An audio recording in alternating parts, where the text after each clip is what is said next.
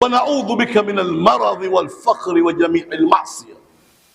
Akiomba Mtume asaluka siha, na kuomba siha, walifa, kujizuia siwe ninaombaomba nadhirika, waridha alqalb, na niridhike na unachoruzuku, wa'udhu bika min almaradhi walfaqr, najiepusha sana, unikinge sana na maradhi na ufakiri na jamii almasiya.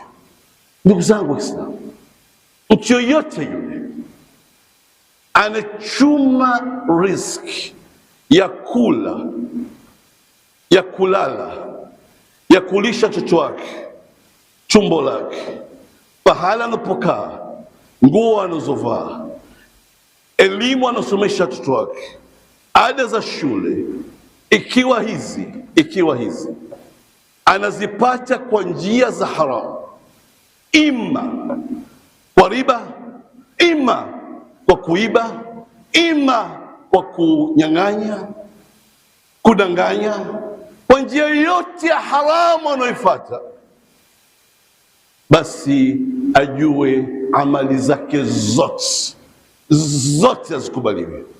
Kwa ushahidi wa maneno ya Mtume ambayo yamo katika Sahih al-Bukhari, ambayo amechanganyika na aya Allah subhanahu wa ta'ala.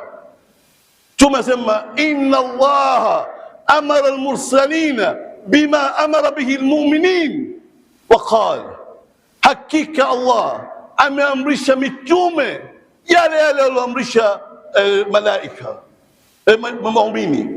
Ameamrisha mitume yale ambayo ameamrisha waumini. Waqala ya ayuha rusulu kulu min at-tayyibati wa amalu saliha, enyi mitume kuleni vizuri vya halali, halafu tena ndo mfanye amali njema.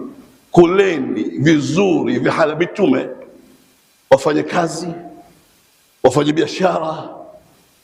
Ma min rasuli illa kana yar'a ghanam, hamna mtume isipokuwa alikuwa akichunga mbuzi. Angeweza Allah kumletea riziki. Mtume Muhammad akafanya biashara lakini halali. Wa amara bihi mu'minin bima amara, inna Allah amara al-mursalina bima amara bihi al-mu'minin wa qala ya ayyuha ar-rusulu kulu min at-tayyibati wa amalu salih wa qala lil-mu'minin ya ayyuha alladhina amanu kulu min tayyibati ma razaqnakum.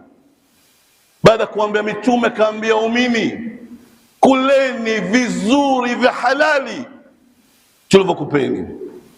Hadithi inaendelea refu.